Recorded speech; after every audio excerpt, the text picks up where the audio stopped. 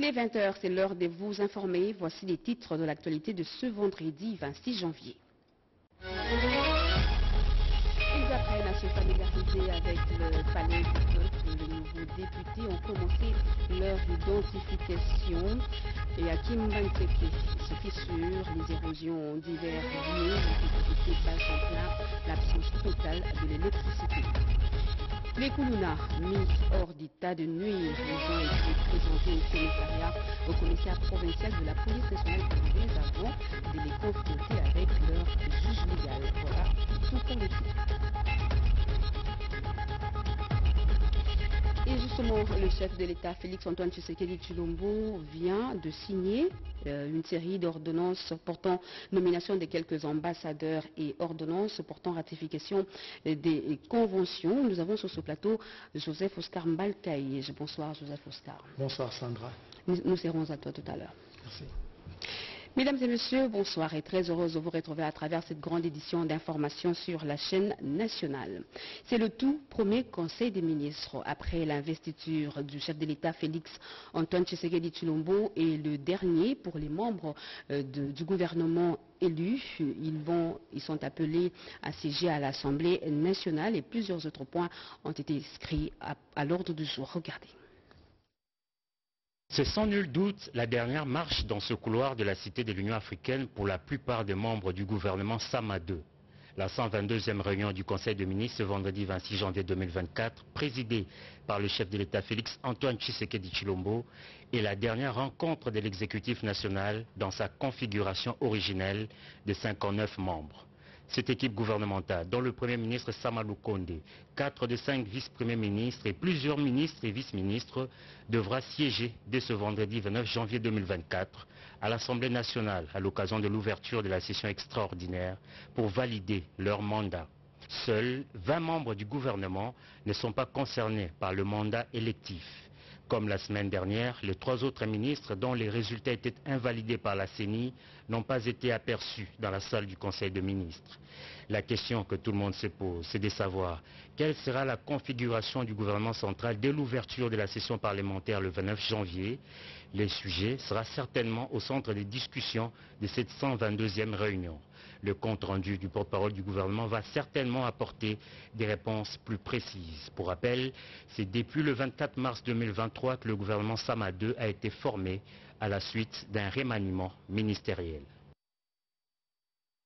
Et les ambassadeurs de la République démocratique du Congo accrédités à l'étranger en séjour à Kinshasa ont été reçus par le président de la République, Félix-Antoine Tshisekedi Tshilombo, au centre de cette rencontre, l'amélioration des conditions de travail des diplomates congolais dans leurs différents pays d'accréditation. Kibambeso Moïsa. Ce qu'on peut retenir, c'est qu'il nous a exprimé sa volonté réelle de mettre les ambassades et les diplomates dans des conditions les meilleures afin de défendre les couleurs de notre pays.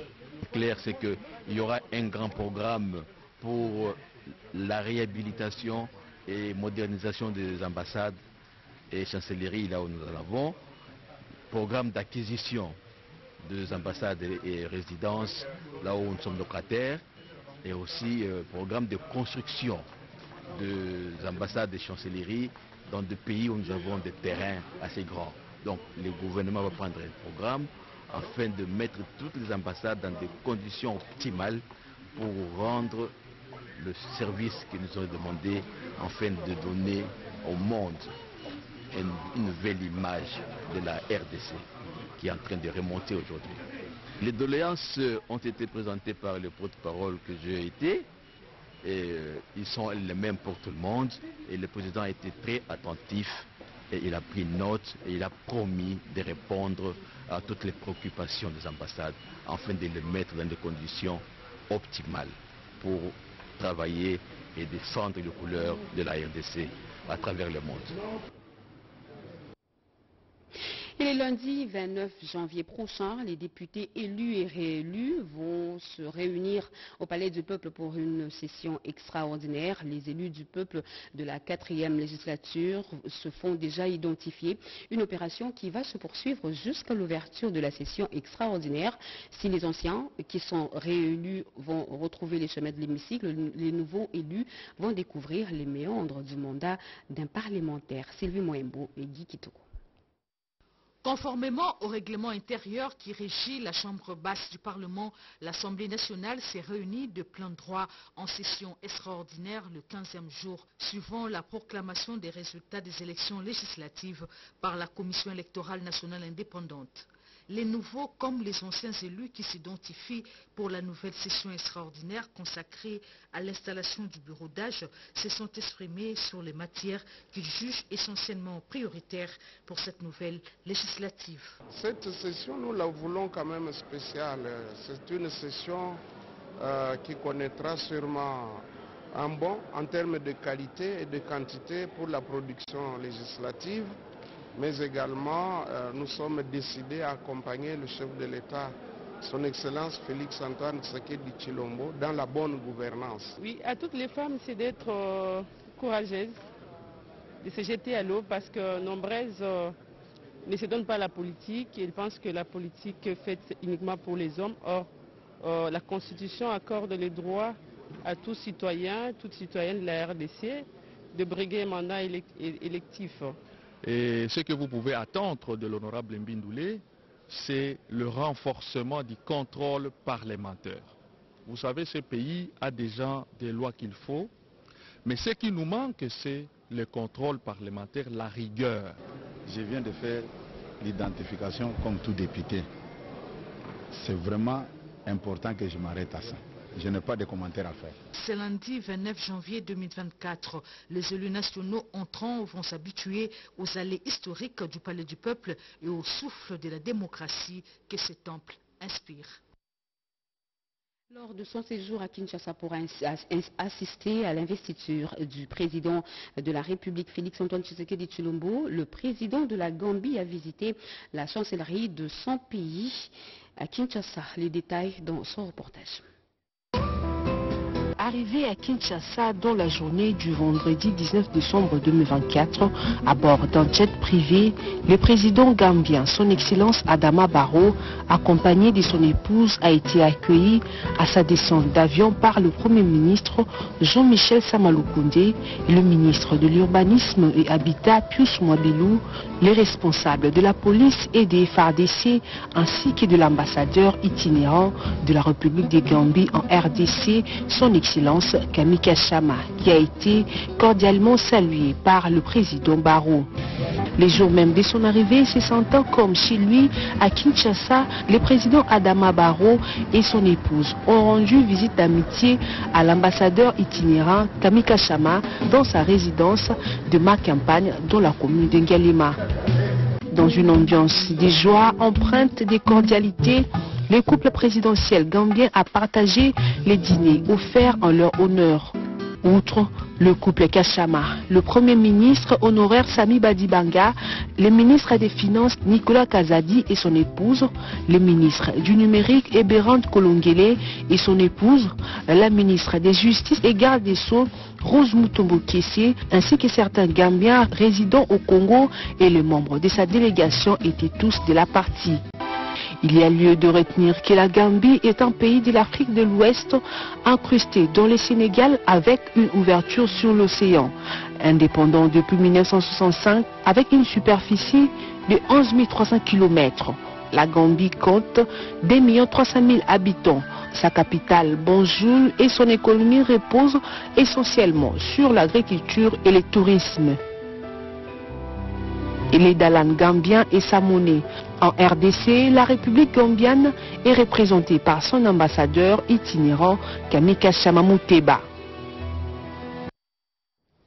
Et la police nationale congolaise, ville de Kinshasa, s'en va en guerre contre le banditisme urbain. C'est dans cette optique que le commissaire général de la PNC, le général Blaise Mboula Kilimbalimba, supervise une opération pour traquer ces inciviques dans différents commissariats de la ville. Objectif, mettre hors d'état de nuire ces délinquants et ramener la quiétude au sein de la population, nous dit Nana Nawej. Véhicules blindés, jeep montés, le déploiement de la police était impressionnant. Plus de 20 inciviques appréhendés par les différents commissariats urbains ont été présentés à l'opinion. Le commissaire divisionnaire adjoint, le général Blaise Mboula Kilimbalimba, a fait sa tournée jeudi 25 janvier dans la ville de Kinshasa pour dénicher ces délinquants qui sèment terreur et désolation. Déterminé à instaurer le calme au sein de la population, quelquefois perturbée par ces bandits appelés Kuluna, le général Blaise Mboula Kilimbalimba a dirigé des opérations qui ont abouti à plusieurs arrestations, dont les vendeurs de chanvre, des boissons locales prohibées appelées à Guinée, des drogues dures et de synthèse. Du district de Lukunga à la Funa, en passant par des ronds-points Victoire, la population de Kinshasa s'est sentie soulagée de voir ces Kuluna hors état de nuire. Faisant d'une pierre deux coups, le général a mis fin aux tracasseries des services appelés bureau 2. Désormais, le bureau occupé autrefois par ces services revient à dater de séjour à la police nationale congolaise. On ne peut pas torturer ni tuer les gens dans un bureau de l'État, surtout pas à côté de la police, parce que la police c'est pour sécuriser la population et ses biens. On vient là de suivre l'itinérance du commissaire provincial PNC de ville de Kinshasa, Blaise Mboula Kilimbalimba. Fini les chevauchements dans la paix des agents de l'État. Les zones à accès difficile seront couvertes par mobile banking. Le sujet était au centre des échanges entre le vice-premier ministre, ministre en charge de la fonction publique, Jean-Pierre Liaou, et le représentant des télécommunications, Nadine Kilocho. C'est une innovation qui va fluidifier la paie des fonctionnaires de l'État, même dans les coins accès difficiles grâce à mobile banking. Les orientations ont été données par le vice-premier ministre, ministre en charge de la fonction publique, Jean-Pierre Liaou, et une commission technique a été mise en place pour tabler sur la mise en œuvre du paiement des salaires des fonctionnaires de l'État par les sociétés de paiement mobile implantées en République démocratique du Congo. Les différentes équipes de part et d'autre vont se mettre au travail de demain pour que les travaux aillent vite. Et comme vous le savez, si tout va bien, cette solution va permettre aux agents fonctionnaires de l'État d'être payés chaque mois, au lieu que ce soit des payes qui chevauchent suite aux différents problèmes que les banques rencontrent dans le cadre de la paye des agents fonctionnaires de l'État. Il s'agit notamment de l'impraticabilité des routes, de manque d'infrastructures bancaires dans différentes zones. Les sociétés de télécom se sont dites disposées d'accompagner le gouvernement congolais dans la paie des fonctionnaires partout en République démocratique du Congo. Son Excellence a été claire, on n'a pas beaucoup de temps. Déjà, je crois dans les jours qui viennent, on va se retrouver en des séances techniques. L'objectif, c'est d'être en mesure de livrer cette solution dans les 2-3 mois à venir. La solution, c'est de permettre à ce que un fonctionnaire qui se retrouve au fin fond du pays, peu importe la couverture bancaire dans le coin, qui soit en mesure d'avoir accès à son salaire en temps réel au moment de la paie. Nous avons le souci d'accompagner ces populations et nous croyons qu'avec cette solution qui va carrément révolutionner le monde de paie des fonctionnaires au Congo, c'est notre contribution, nous aussi en tant qu'opérateurs de monnaie électronique, dans l'amélioration des conditions sociales des fonctionnaires de l'État. Avec cette innovation, les salaires de fonctionnaires de l'État seront transférés dans les milieux à accès difficile caractérisés par l'absence succursale des banques commerciales. La démarche du patron de l'administration publique congolaise, Jean-Pierre Liaou, vise à résoudre les difficultés que rencontrent les fonctionnaires des territoires et zones à accès difficile grâce à mobile banking, paiement des salaires des fonctionnaires par téléphone. Lutte contre les antivaleurs dans le secteur douanier, eh bien, la cellule d'innovation et de changement de mentalité de la présidence de la République a remis des hyperguides de l'agent des douanes aux agents de la DGDA. La cérémonie a eu lieu à l'hôtel Hilton dans la commune de La Gombe. Regardez. La réforme, en prenant l'éthique étant sa particularité, la cellule d'innovation et de changement de mentalité CISM, structure du cabinet du chef de l'État, a présenté à Félix Antoine Tshisekedi Tshilombo, représenté par le vice-premier ministre, ministre de la fonction publique, Jean-Pierre Liaou, ses super guides de l'agent des douanes.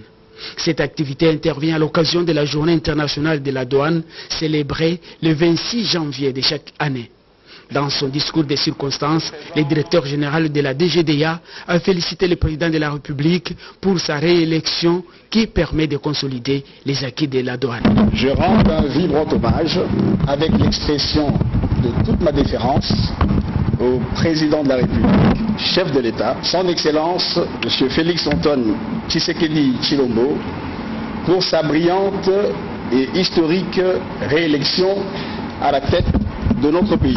Nos regards sont désormais tournés vers l'avenir de notre beau et grand pays dont il va présider aux destinées tout au long de ce second mandat pour lequel la DGDA lui souhaite plein succès tout en le rassurant de son accompagnement à œuvrer à consolider les acquis de ce bel élan qu'il a impulsé à la tête de l'État.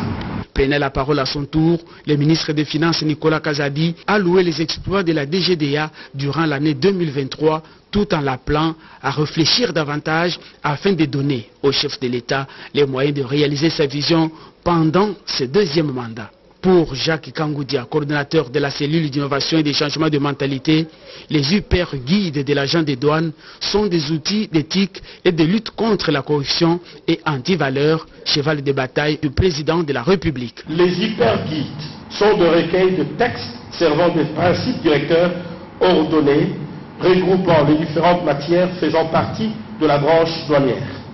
Ils ont été conçus par les experts de douane, spécialement en 4 tomes, constituant ainsi tout l'arsenal juridique et réglementaire en la matière. Ainsi, un échantillon des super guides a été remis aux cadres et agents de la DGDA. Tout a pris fin dans une bonne ambiance.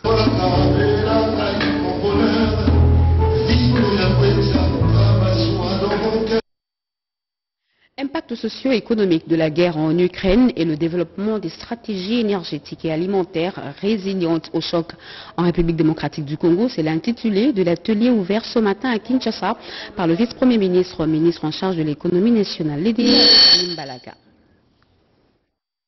Cette étude comporte 3 volets. Le premier est une étude robuste d'impact de la guerre sur l'économie de la RDC. Le deuxième est basé sur le développement d'une stratégie alimentaire résiliente au choc. Le troisième volet est consacré au développement d'une stratégie énergétique résiliente au choc. Le vice-premier ministre, ministre de l'économie nationale, a rappelé le contexte de cette étude réalisée par le cabinet indépendant Congo Challenge sur commande du gouvernement congolais. Dr Vital Kamerhe a parlé de la grave distorsion causée après la pandémie de la Covid-19 et le choc de la guerre russo-ukrainienne qui a affecté de manière différenciée les pays africains. Quant à l'économie congolaise, elle a résisté beaucoup mieux à ce choc qu'on ne pouvait l'imaginer, car porté tant par la remontée fulgurante des coûts de matières premières et la dynamique et le dynamisme du secteur des services en pleine expansion, que par l'approfondissement des réformes économiques engagées depuis 2019.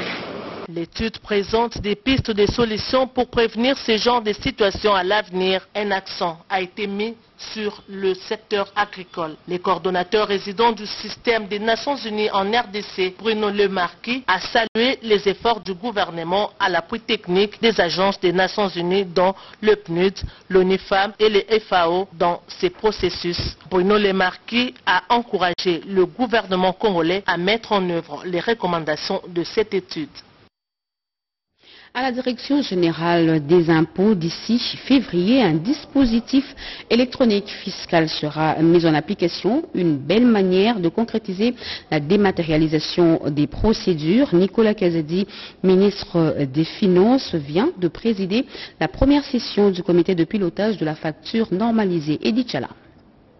Au cours de cette première session du comité de pilotage du projet de mise en œuvre de la facture normalisée, et des dispositifs électroniques fiscaux, le comité technique et le partenaire technique sur les cadres initiales de l'exécution de la réforme et du calendrier de réalisation ont été présentés. L'équipe de gestion a approuvé les documents du cadre opérationnel et arrêté l'échéancier d'application, dont la première phase consacrée à l'utilisation expérimentale de la version dématérialisée du dispositif électronique fiscal par certains contribuables sélectionnés commence dès le mois de février 2024. L'argentier national, le ministre des Finances, Nicolas Kazadi, a souligné l'importance stratégique de la réforme pour le gouvernement, son engagement et celui de la Direction générale des impôts envers les entreprises dans le contexte de cette transition digitale de leur facturation.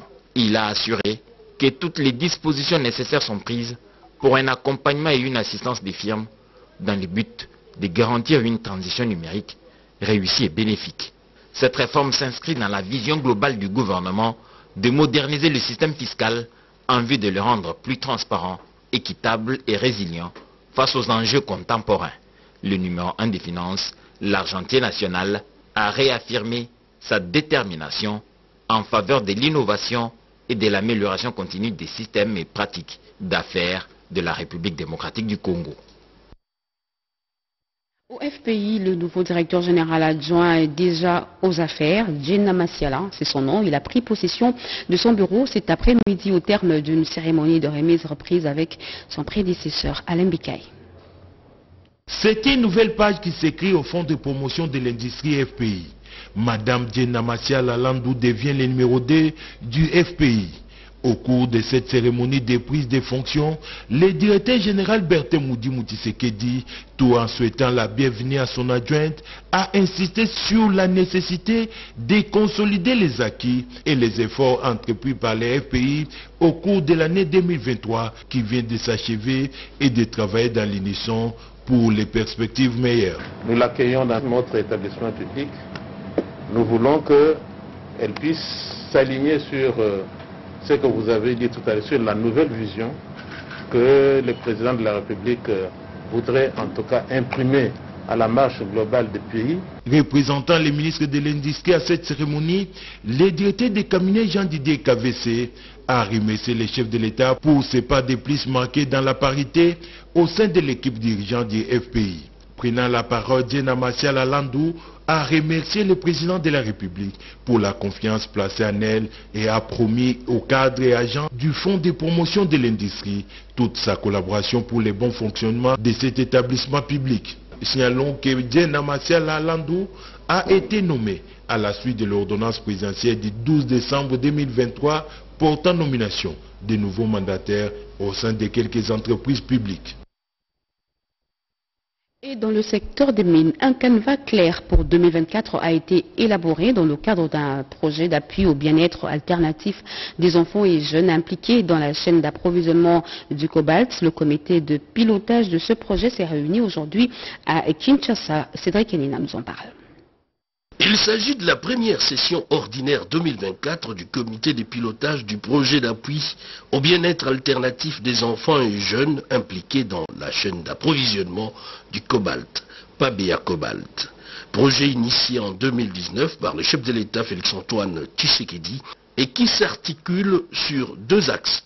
Assainir la chaîne d'approvisionnement du cobalt pour mettre fin au travail des enfants appelés à une réinsertion sociale et leurs parents également à une reconversion dans l'agrobusiness. Le comité de pilotage qui a eu la participation aussi des ministres provinciaux des affaires sociales du Lualaba et du Haut-Katanga, ils sont venus approuver notre plan de travail pour l'année 2024 et notre budget de cette année. Et ils ont tous insisté sur un plan d'accélération pour que les objectifs que nous avons fixés et que nous devons atteindre durant cette année soient atteints. L'année 2023, nous avons beaucoup travaillé pour faire avancer les activités du Pabea Cobalt. Nous avons atteint un niveau très élevé du taux d'engagement, du taux de décaissement, du taux d'exécution.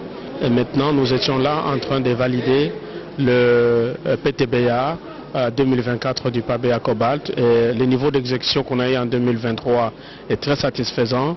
Et vu cela, nous allons encore avoir une accélération de la mise en œuvre du projet au cours de l'année 2024. Selon les chiffres plus de 14 000 enfants ont été réinsérés et plusieurs centres de promotion de l'entrepreneuriat en agrobusiness sont en construction dans le Lualaba et dans le Haut-Katanga. Le ministre d'Affaires sociales, Modeste Mutinga, a insisté sur l'accélération de ces processus pour implémenter des mesures durables dans l'optique de lutter contre la pauvreté dans le ménage et éviter ainsi la ruée vers les mines de cobalt des enfants. La commune de Kimbantseke, nous l'avions dit à l'ouverture de ce journal, elle se fissure des érosions en divers lieux, l'insécurité bat son plein et l'absence totale de l'électricité. Un tableau sombre de cette municipalité peint ici par Fanny Malonga. Dans le quartier Batumona, situé dans la commune de Kimbantseke, une érosion persistante depuis 3 ans engloutit de maisons et routes, causant des pertes humaines. Les ravages s'accentuent, particulièrement pendant la saison des pluies. Récemment, un enfant de moins de 5 ans a perdu la vie à cause de cette érosion. Je vous considère comme Moïse, vu les difficultés qui nous guettent à cause de cette érosion. Que le chef de l'État fasse quelque chose pour nous.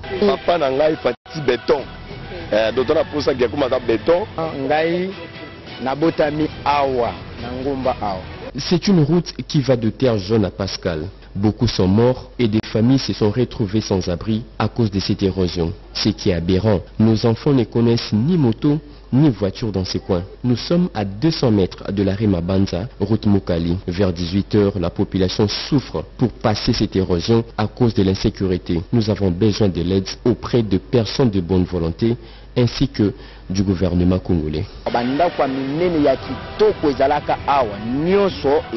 Outre ces tragédies, l'insécurité règne vers 18 h avec le Kuluna, détruisant la population. Ajoutant à cette difficulté, les quartiers souffrent d'une pénurie d'énergie électrique qui aggrave le vécu quotidien de cette population.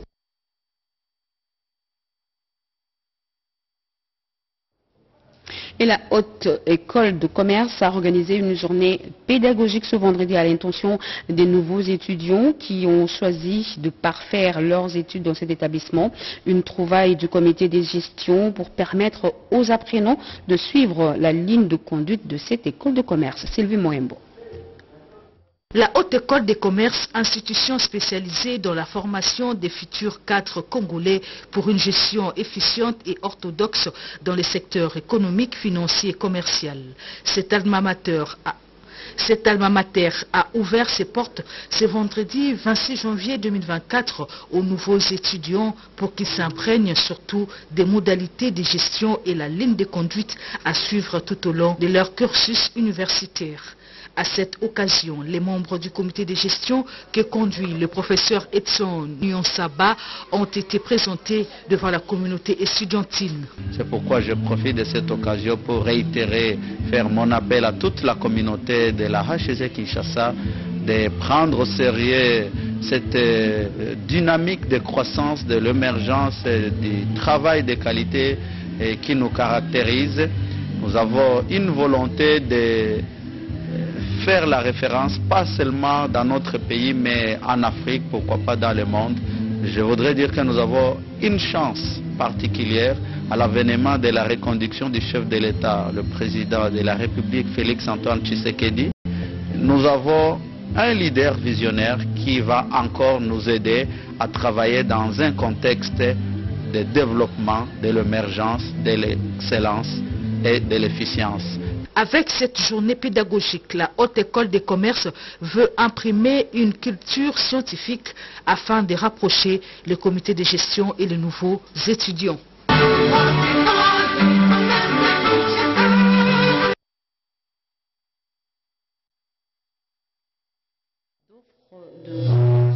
Un message d'offre d'emploi du 15 janvier 2024 relatif au recrutement massif de plus de 2000 agents des carrières circule sur les réseaux sociaux et serait publié par la GECAMINESA. La GECAMINESA précise que ce message d'offre d'emploi ne provient pas de ses services. Le document en question est un faux et qu'elle ne procède pas à un recrutement massif dans la période mentionnée dans ce document. Tout avis de recrutement de la GECAMINESA passe par les médias officiels et ou au site le www.gcamine.cd. La GCamine se réserve le droit d'attraire devant les cours et tribunaux ou les auteurs du document susmentionné signé la direction générale. Et en politique, le corps d'élite scientifique de l'UDPS a tenu aujourd'hui sa première matinée scientifique de l'année. Ces scientifiques du parti présidentiel ont scruté la problématique de la culture d'industrie chez les Congolais. Alain Bikaï. Que dire de la culture d'industrie chez les RD congolais? C'est le thème qui était au centre de la première matinée scientifique de l'année organisée par l'école de l'élite scientifique de l'UDPS. Dans son exposé, le professeur Félix Lumonantoni Makwala de l'université de Kinshasa a révélé que la minorité des Congolais ont la culture d'industrie et sont technophiles. C'est dans cette optique qu'il a salué la nouvelle ère d'industrialisation de la RDC impulsée par le chef de l'État Félix Antoine Tshisekedi depuis son avènement au pouvoir en créant les fonds d'entrepreneuriat ANADEC, les FONAGEC et tant d'autres. En m'inscrivant dans la vision du chef de l'État, les RD Congolais aiment bien l'industrie. Les RD Congolais sont technophiles. À l'occasion, le coordonnateur scientifique de ces structures techniques de l'UDPS a annoncé la tenue dans tout prochain jour de la deuxième conférence sur le développement de la RDC qui réunira les sommités intellectuelles du pays pour réfléchir sur cette question. Nous nous inscrivons dans la vision du chef de l'État de voir la RDC industrialisée. Par rapport à ce thème ou à ce sujet, nous préparons une deuxième grande conférence. Si l'État n'organise pas les choses telles que les industriels, les petites et moyennes entreprises, les grandes entreprises, même les pouvoirs publics puissent fonctionner correctement, il y aura un problème. C'est pour ça que nous parlons des fondamentaux pour une industrialisation effective et durable à RD Congo. C'est très important en tout cas. La science au service du peuple reste le leitmotiv du corps de l'élite scientifique de l'UDPS. Et nous vous l'avions dit à l'entame de ce journal, nous avons sur ce plateau Joseph Oscar Mbalkaïj pour la lecture des ordonnances. Ordonnance, loi numéro 24/002 du 22 janvier 2024 portant autorisation de la ratification de la Convention de l'Union africaine sur la prévention et la lutte contre le terrorisme. Le président de la République, vu la Constitution telle que modifiée par la loi numéro 11/002 du 20 janvier 2011 portant révision de certains articles de la Constitution de la République démocratique du Congo du 18 février 2006, spécialement en ses articles 129 et 214, considérant la Convention de l'Union africaine sur la prévention et la lutte contre le terrorisme du 1er juillet 1999, vu la nécessité et l'urgence, sur proposition du gouvernement ordonne. Article 1er. Est autorisé, conformément à l'article 214 de la Constitution, la ratification de la Convention de l'Union africaine sur la prévention et la lutte contre le terrorisme adoptée à Alger le 1er juillet 1999. Article 2e. La présente ordonnance-loi entre en vigueur à la date de sa promulgation. Ainsi fait à Kinshasa le 22 janvier 2024, Félix Antoine Tshisekedi Tshilombo, Jean-Michel Samalou Konde Kyenge, Premier ministre, pour copie certifiée conforme à l'original, le 22 janvier 2024, le cabinet du président de la République, Guilain Nyembombouizia, directeur de cabinet. Ordonnance numéro 24/003 du 22 janvier 2024, portant approbation des contrats de crédit du 26 décembre 2023 conclus entre la République démocratique du Congo et Equity Bank commerciale du Congo SA, First Bank DRC SA, Ecobank RDC SA et Standard Bank RDC SA, le président de la République, vu la Constitution telle que modifiée par la loi numéro 11/002 du 20 janvier 2011 portant révision de certains articles de la Constitution de la République démocratique du Congo du 18 février 2006, spécialement en ses articles 69 et 79, vu les contrats de crédit conclus en date du 26 décembre 2023 entre la République démocratique du Congo respectivement Equity Bank commerciale du Congo, First Bank DRC SA, EcoBank RDC SA et Standard Bank RDC SA, vu la nécessité et l'urgence, sur proposition du ministre des Finances, les conseils de ministres entendus ordonnent. Article 1er.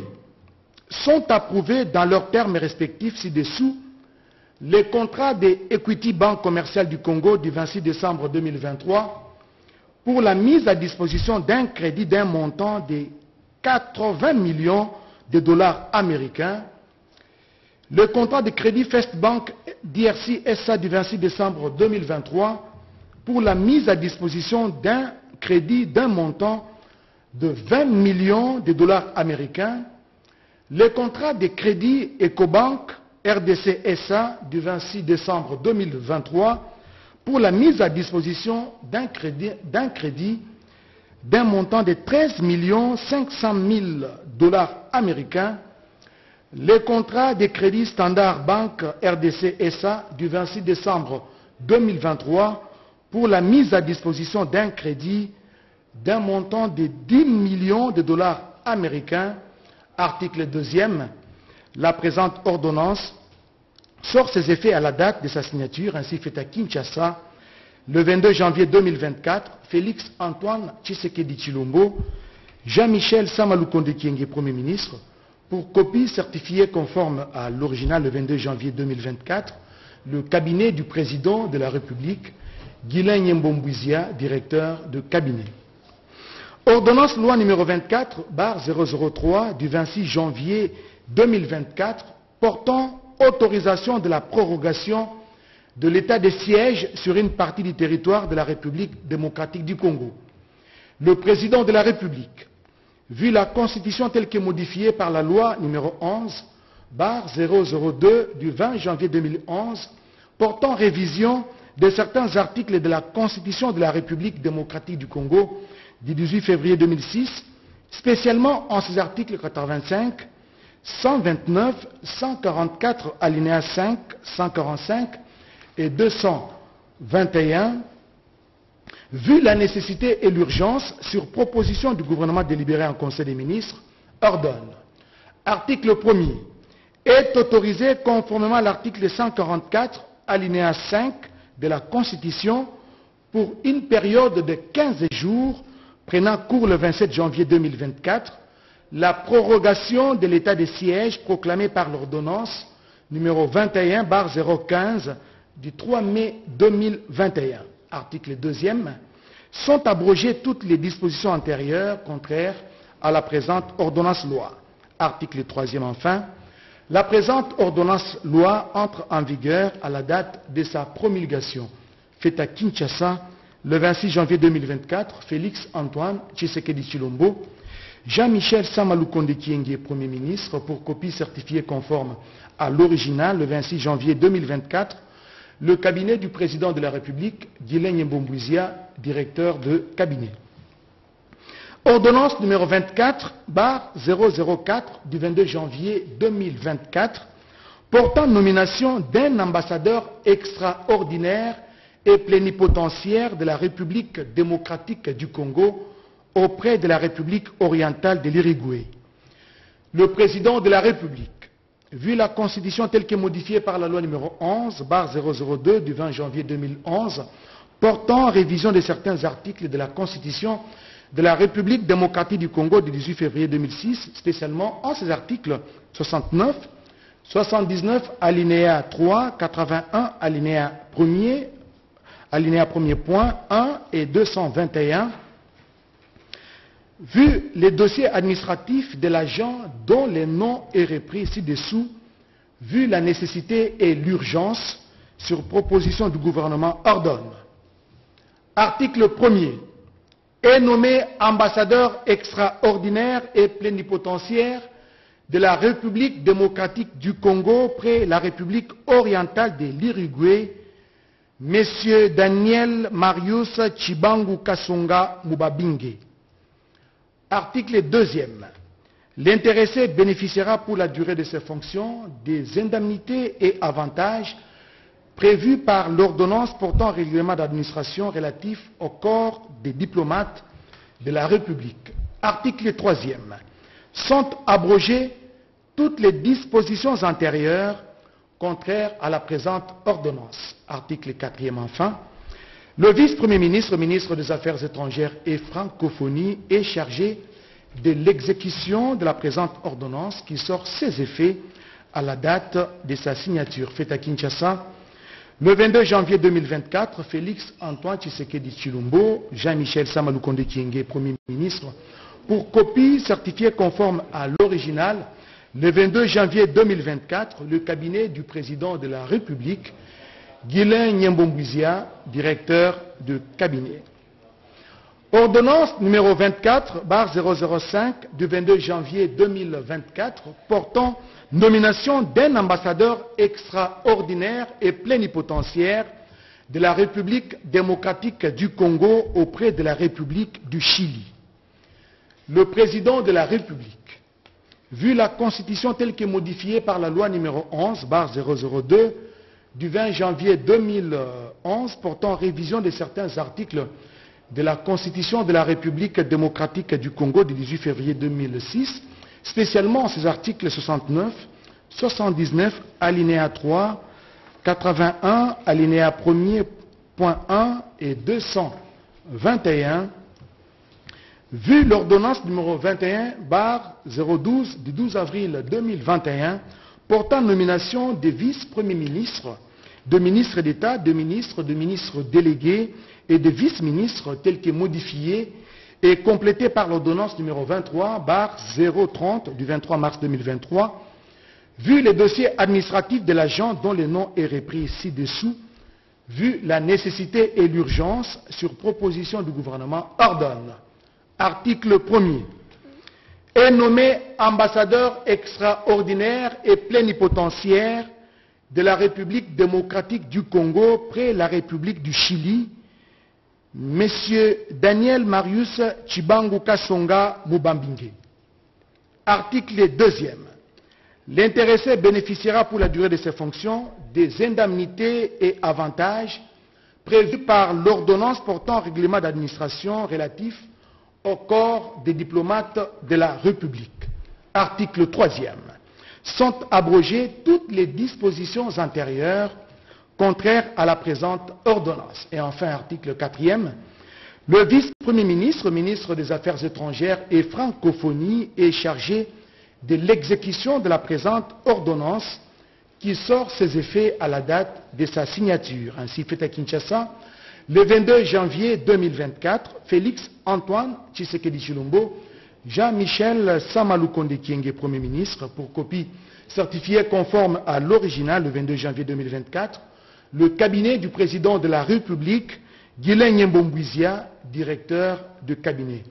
Enfin, pour terminer, ordonnance numéro 24/006 du 26 janvier 2024 portant prorogation de l'état de siège sur une partie du territoire de la République démocratique du Congo.